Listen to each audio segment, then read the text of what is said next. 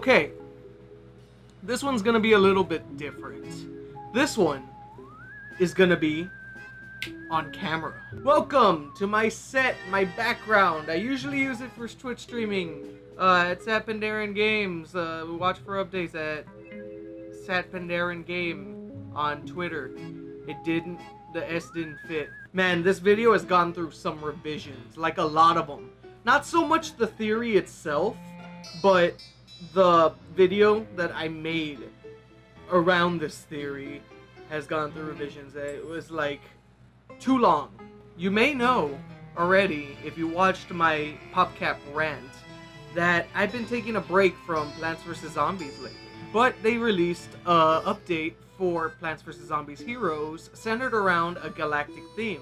And I've noticed over time, they've been fixing a lot of the problems I've had that I stated in my PopCap rant. And I noticed they were really pushing this Meteorite Z, I think it was called.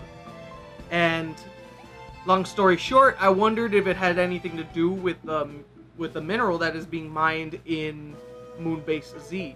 I scurried over to my computer as fast as I could, and I immediately opened up Garden Warfare 2. Just kidding. No, I didn't. I opened it, and then Origin needed an update again.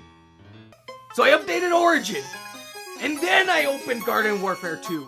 And I learned that mineral that they're mining is called Zercranium. So beat for beat, Zomboss is mining Zercranium, refining it, and then turning it into a liquid, putting it into some battery balls, and then using it to power his world-scale magnet that he plans to move the world away from the sunlight in order to kill the plants, cause a new ice age, and all that good stuff. Simple, right? Just some comic book nonsense. In comic books, they love making fake minerals and materials and whatnot.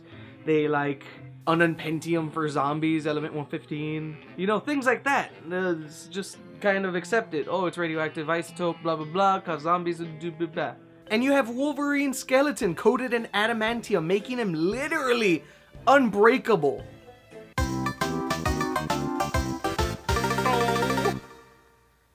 Literally almost unbreakable, except when he's broken. Vibranium is super strong. It absorbs the vibrations, and so it doesn't break as easy. Well, technically it can break, but freaking Captain America's freaking shield breaks every 5 minutes or something. Please take a moment of silence and meditation for Captain America's shield over the years.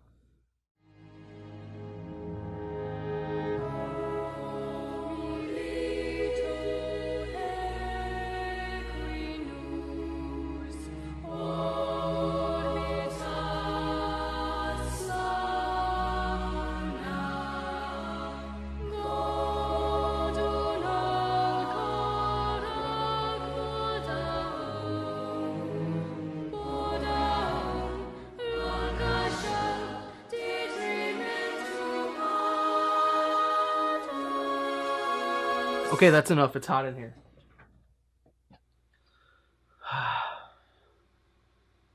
Ignore the different shirt, by the way. Ignore it.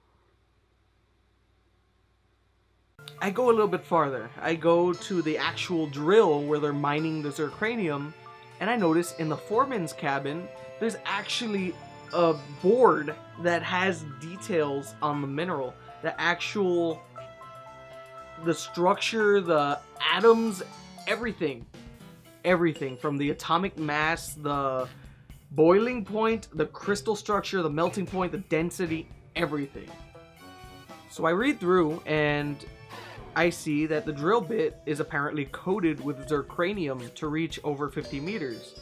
You would have to assume that it would be unfathomably strong, considering it's a fictional element. Much like the aforementioned fictional elements of adamantium or vibranium. Or mithril. You know that dumb-looking shirt that Frodo wears that protects him from a very vicious orcish stabbing? Me not that kind of orc.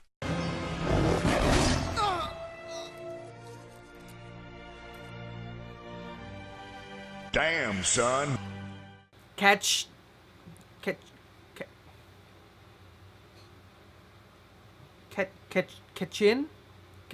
The Gibraltar! or even the fabled feminium. No, not that one. What, you've never heard of feminium?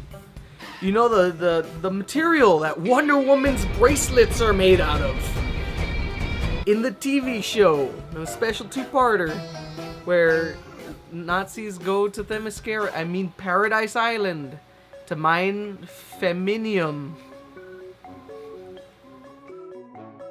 Anyways, I went on a tangent. On top of being strong, you would assume that it would be heat resistant.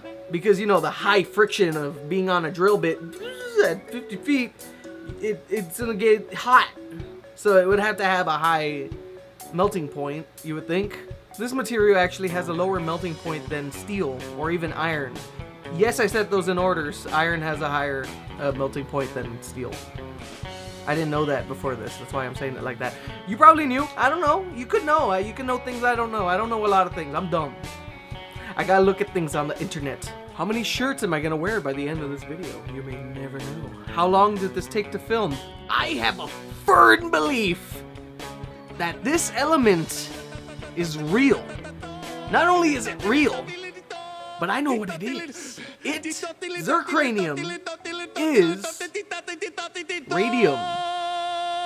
All these categories, from the atomic mass being 226, the melting point of 700 degrees Celsius, the boiling point of 1737 degrees Celsius, the number of protons and electrons being 88, the number of neutrons 138, and the classification of it being an alkaline earth metal all correspond.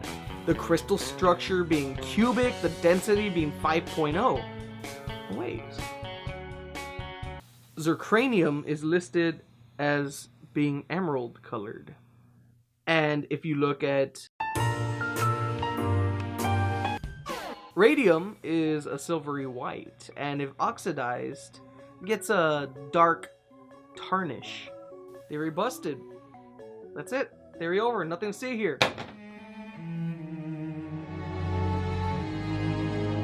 Or is it? As radium decays, it excites efflorescent chemicals in the air, causing a phenomenon known as radioluminescence, which is just a fancy way of saying it glows Fallout style. The glow is so brilliant, in fact, that for a time, people would paint the arms of watches in order to make them glow in the dark. I'll show you a little thing right here. I've always wanted to do that, where I'm like, look at this thing in my hands. I actually did that earlier in the video, but that was a reshoot. That was not part of the script. In fact, everything I'm saying right now isn't even on the script. I just ramble. So there we have it. Water bottle! So there we have it. The element that Zomboss thought he discovered on the moon and named after him. Well, he didn't name it after himself. He just named it after brains, because you know that he's got a hyperfixation on brains. He had no right to. We out of here. In pretty ample supply too. In such ample supply that you're breathing it right now. Like every breath. More so if you're in an area that burns coal for fuel, because it's just in there. It's all over the place. But don't get too worried, because it's just trace amounts. It's not much. It's just a little thing. It won't really do much. The funny thing is, Zomboss ain't even the first one to use radium in the franchise of Plants vs. Zombies. We have definitive proof that Dave, of all people, used radium. The schematics that I should be showing on the screen right now, though crudely drawn, very, very clearly state that he uses radium. We know for a fact that radium was used to enhance, at the very least, a sunflower. And a sunflower that we have met. A specific sunflower that we protected in Garden Warfare 1. The Mega Sunflower.